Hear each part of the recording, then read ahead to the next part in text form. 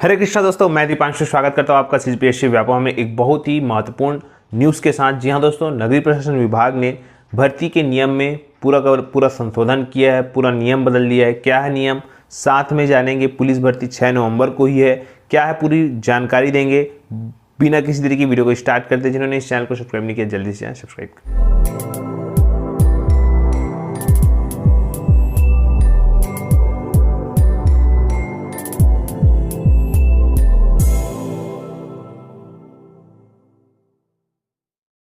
सबसे पहले वीडियो को स्टार्ट करने से पहले, जैसा कि आपके स्क्रीन पे शो हो रहा होगा, आज यहाँ पे एक दैनिक भास्कर में न्यूज़ छपा है कि जो परीक्षा है वो 6 नवंबर को होगी, जिसमें कि लगभग 70,000 अभ्यर्थी इस परीक्षा में शामिल होंगे और लगभग जो 19,500 लोगों का जो है वो क्या होगा, सिलेक्शन होगा अगले चरण के लिए, मतलब मेंस के लिए।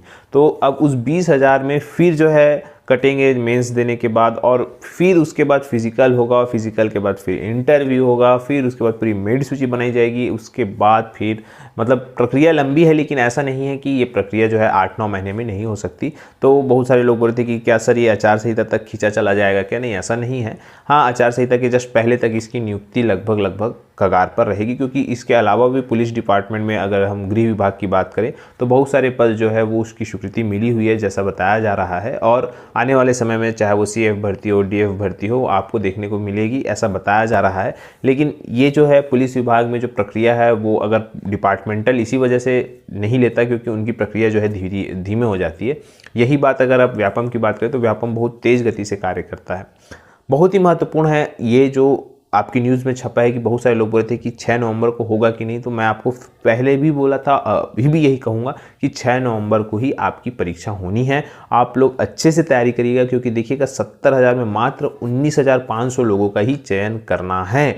तो उस चीज़ के लिए आपको अच्छे से पढ़ना पड़ेगा, तभी जो है वो चयन होगा, अन्यथा वहाँ पर आप लोग चयन से बाहर हो जाएंगे। और ये इतना अच्छा मौका है आप सभी के लिए कि आप शानदार तरीके से तैयारी कर सकते हैं, क्योंकि आपको बहुत साल मिले, लगभग 4 साल मिल गए इसकी तैयारी करने के लिए। तो ये एक कहीं ना कहीं मौका है, और इस मौके को फ़ायदा उठाइएगा, क्योंकि 70,000 में मात्र 19,500 लोगों का चयन बहुत बड़ी बात है। तो अब हम बहुत ही महत्वपूर्ण बात करते हैं नगरीय प्रशासन विभाग के बारे में। जी हाँ दोस्तों, जैसा कि आप सभी जानते हैं कि वर्तमान में चीज़ें जो है आरक्षण में फंसी हुई है, पर इसका ये मतलब नहीं कि विभाग में जो है वो चीज़ें नहीं हो रही है। विभाग में बहुत सारी चीज़ें चल रही है, बहुत सारी पदों को स्वीकृति भी मिल रही है। ये सिर्फ रोस्टर तक रुका है। जैसे ही शासन के द्वारा रोस्टर की प्रक्रियाओं को क्लैरिफिकेशन दे दिया जाएगा, तुरंत जो है पूरी चीज़ें जो है वो चालू हो जाएंगी। ये चीज़ आप लोग याद रखिएगा। सबसे पहले अगर मैं बात करूं आप सभी को, ये नगरीय प्रशासन विभाग में ये जो भर्ती नियम में संशोधन किया गया है वो है 1968 के नियम के तहत जो भर्ती नियम हुआ था, जैसा कि आपके स्क्रीन पे शो हो रहा होगा। यहाँ पे बताया गया है कि नगरीय प्रशासन विभाग में जो भर्ती नियम है वो कहना चाहिए जो आप लोगों का स्टाइफन वाला है। यहाँ पे बताया गया है कि शक्तियों का प्रयोग करते हुए राज्य सरकार द्वारा नगर पालिका कर्मचारी सेवा भर्ती नियम निम्नलिखित संशोधन करती है, अर्थात नगर पालिका सेवा पद पर सभी नियुक्तियां, याद रखिएगा, सभी नियुक्तियां चाहे वे सीधी भर्ती द्वारा परीक्षा विधि पर की जाए या सीधी भर्ती के मामले में परीक्षा विधि 2 वर्षों की होगी, के स्थान पर अब क्या किया जा रहा है, इसको वाक्यांश को सुधार कर सेवा या पद में सीधी भर्ती द्वारा नियुक्त किसी भी व्यक्ति को प्रथम 3 वर्ष की अवधि के लिए परीक्षा अवधि पर रखा जाएगा। तो ये क्यों किया गया? क्योंकि इसी की वजह से जो है भर्ती रुका हुआ था नगरीय प्रशासन विभाग में।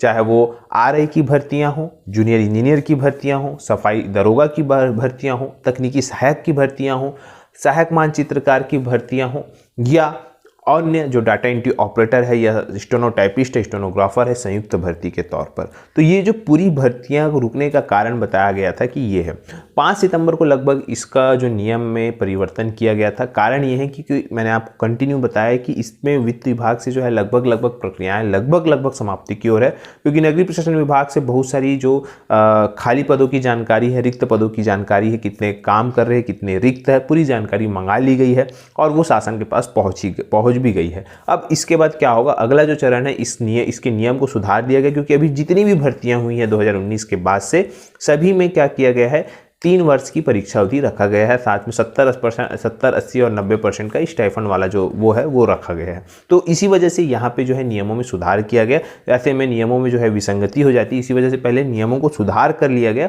अब नियमों में जब सुधार हो गया उसके बाद जो है वो भर्तियाँ होंगी इस प्रकार से। तो कहीं ना कहीं चाहे वो रेवेन्यू राजस्व निरीक्षक की बात हो, रेवेन्यू इंस्पेक्टर की बात हो, तो आप लोगों के लिए कहीं ना कहीं एक अंधेरे में उजाले की किरण है कि भाई देखिए कहीं ना कहीं विभाग में काम चल रहा है और आप लोग इसको एक पॉजिटिव वे पे काम करिएगा, पॉजिटिव वे पे लीजिएगा। क्योंकि देखिएगा निगेटिव चीज़ें बहुत है चारों तरफ है, लेकिन उस निगेटिव चीज़ों में आपको पॉजिटिव ढूंढ के अच्छे से तैयारी करना है, ताकि आप लोगों को अभी यही जो समय है अपने आप को बांध के रखना है। क्योंकि याद रखिएगा जो इस समय अपने आप को पढ़ाई से बांध के रख लिया वही उसी की जीत होगी। अगर जो ऐसा सोचा कि अरे भाई अभी आरक्षण का मुद्दा है, लगभग 2 महीने 3 महीने खिंचेगा, हम नहीं पढ़ते या अन्य कारण से नहीं पढ़ते, देखिए ऐसा आप मत करिएगा, क्योंकि ये आपके भविष्य के साथ आप खुद खिलवाड़ करेंगे। इससे अच्छा अपने आप को पढ़ाई से एकदम बांध के रखिएगा। क्योंकि अब जब वैकेंसियाँ आएगी ना, तो भले ही आप लोगों के पास मात्र 8 से 9 महीना है, पर इस 8 से 9 महीने में आपकी ज़िंदगी भी बदल सकती है अगर आप अच्छे से तैयारी करें, पढ़ाई करें। तो